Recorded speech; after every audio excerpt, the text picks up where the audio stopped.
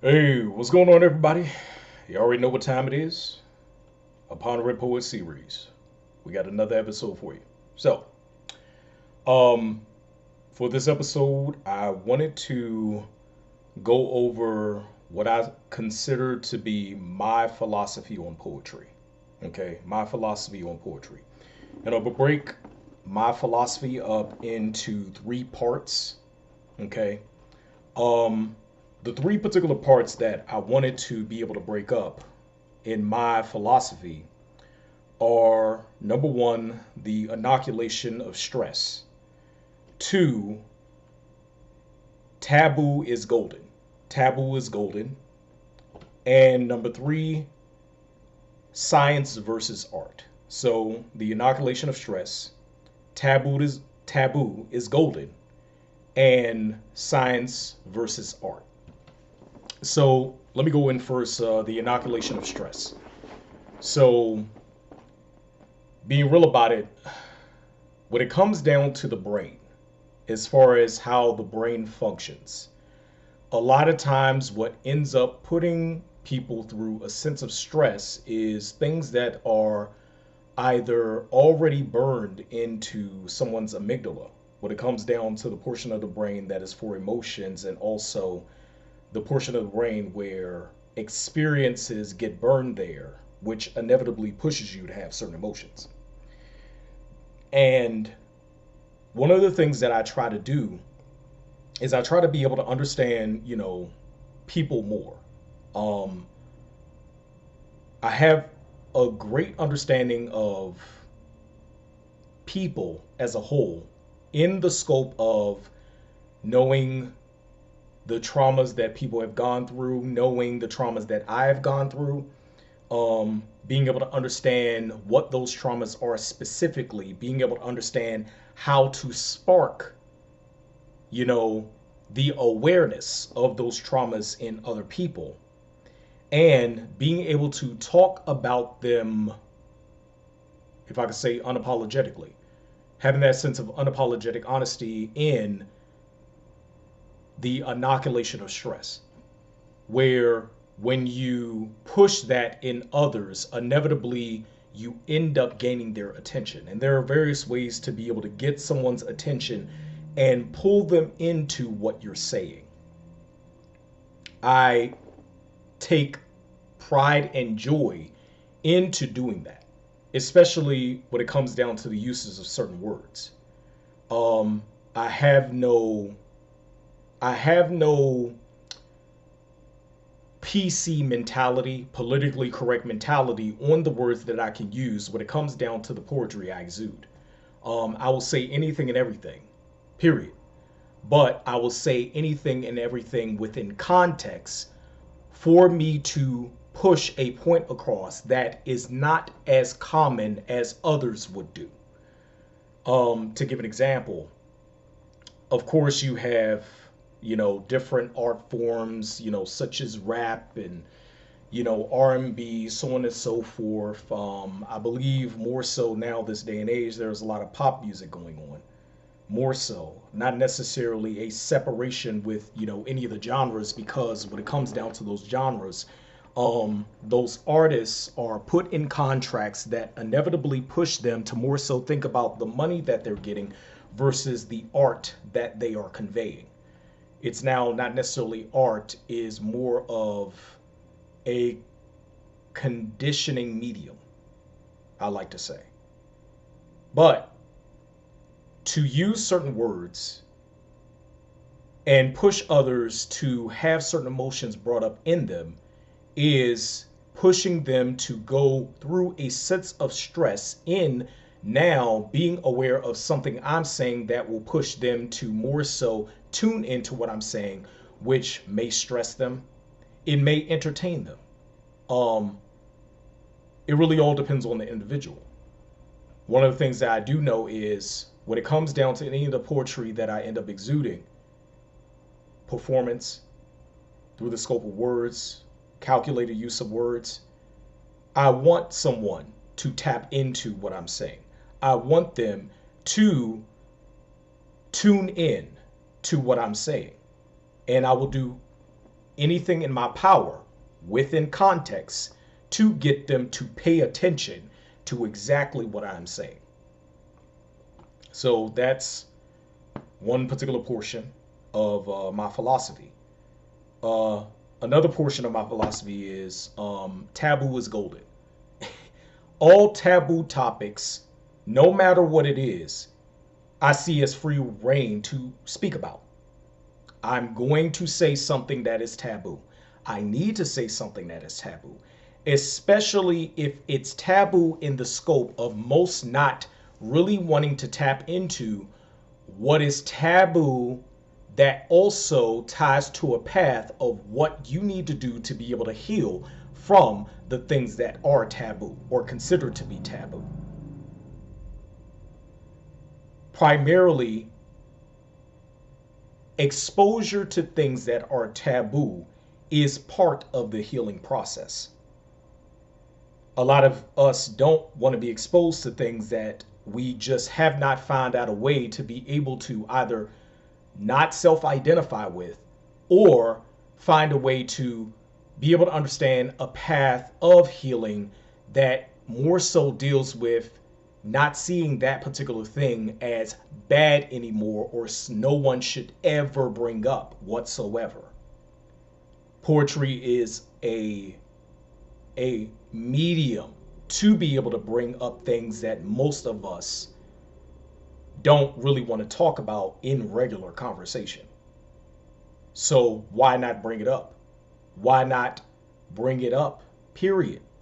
It needs to be brought up to influence a conversation, not influence an argument, not influence a debate, not influence two people just going back and forth with one another on trying to push the other person to just believe what they believe in, not go through a establishment of this person hates me, that person hates me, establishment of pseudo hatred, not go into, a bout of the understanding of what different phobias are.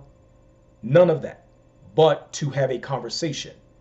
To have a conversation not built on hatred, but built on understanding one another. That understanding that needs to happen, you know? Because I believe or because I don't believe something that you believe in doesn't necessarily mean I hate you.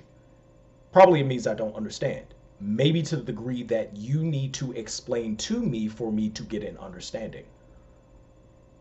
So I like to go against the grain and understand how taboo is golden. Golden in the aspect of let's bring it up to push others to become more aware so we can have a conversation and we can come to an understanding. The last one I want to talk about and delve into is science versus art. Science versus art. Of course, when it comes down to the performing arts, I see art as the common goal. The common goal. Now, science is all the tools that you are given to put in your toolbox, and how you use those tools or how you use those skills will inevitably help you to get to your art form. Okay? So let's just say, someone, doesn't understand, what a prose, poem is, when it comes down to writing in prose, or they don't understand what alliteration is, or they don't understand, things such as, what a haiku is, different forms of poetry or different poetic devices, that can be used. It's up to you, more so up to me because it's within my philosophy. It's up to you or me to be able to learn those skills, learn those tools, understand the science of the whole parish, as far as poetry, to now start really, practicing those skills so we can push ourselves to get to our own art form, our own expression of what we want to convey, what we need to convey, because there's both a want and a need, you know, want more so within the scope of whatever is going on within us individually, and then need, I believe, is within the scope of what we need to convey collectively so we can come collectively together better as a whole. No matter the outlet, whatever the outlet is, it could be singing, it could be rapping, it could be playing an instrument, whatever it is. We want to understand the science behind it so we can push ourselves to get to the art. And every individual artist has their own way of conveying their art. One of the things that I always say all the time is there are certain words that I don't use in certain places, but I'm a very, very big logophile, a wordsmith. There's certain words that I will not use in certain locations, but in the scope of art, I will use those words. Free reign. You will not get me to not say certain words, but it's how I use those words that will create my art in whatever I need to express to get others to see certain things in a certain way. Now, everyone has their own mind. They're either going to see certain things in a certain way. They may see it in my way. They, may see it in their way. They may not want to even see it at all. They may not want to even hear what I have to say. But all of it is good. Why? Because the ones that end up hearing me that actually accept what I'm saying, accept it in wanting to have an understanding, they're going to follow me. But the ones that don't want to hear what I have to say, which is far few in between, but you do have a good amount. You do have a good amount that don't want to hear what I have to say. Inevitably, they're going to go against me, which also helps others to follow me anyway because they are conveying things about what I am saying that may not be within their thought process. They believe that I may not understand what they're saying from their opinion alone, or they may not even have different understandings of different opinions or different facts when it comes down to what I'm saying. More so, what I'm saying is from the scope of exposure in having a certain level of awareness of a particular concept or a particular topic. Where a lot of this real talk is just psychology. Being able to understand how to get others to go through certain emotions with saying certain words within context is a art form in itself. But you have to understand the science behind it to be able to exude your art within it as a whole. I think the biggest joy that I gain in having others either read my poetry or having others listen to my poetry is them being able to have now another understanding of a difference of opinion. No one has to believe what I believe, and I don't have to believe what other people believe. But one of the things I know is the more I'm exposed to a certain level of knowledge, to a certain level of wisdom, the better it is for me to be able to understand how much I need to know about a particular topic or particular concept. We oftentimes don't really take more effort into understanding one another. I like understanding other people. I like doing that because the better I'm able to understand others, the better I'm able to understand myself. Understand my part when it comes down to being in this world. Understand how I need to maneuver, and how, just to say this, how unapologetically honest I need to be so everyone I come in contact with gets the full me. They don't get a watered down version of me. Either they're going to get a full me or they're not going to get me at all. You know, and I know that's probably a very jaded way to think, but to get the full me, you know that this is me.